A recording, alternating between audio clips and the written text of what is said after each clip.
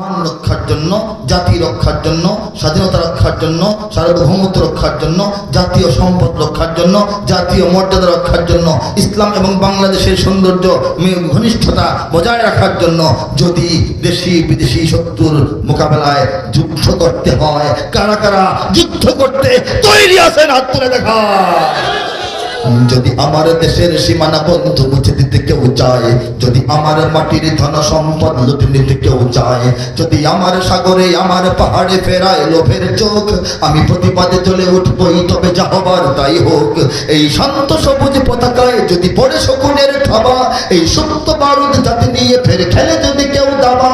কোটি মানুষের প্রাণের কুটিরে আগ্রাসনের হাত যদি কেউ বাড়ায়, তবে আবার যুদ্ধ হবে, আবার যুদ্ধ হবে, জোরে আবার যুদ্ধ হবে, আবার যুদ্ধ হবে, আবার যুদ্ধ হবে, আবার যুদ্ধ হবে।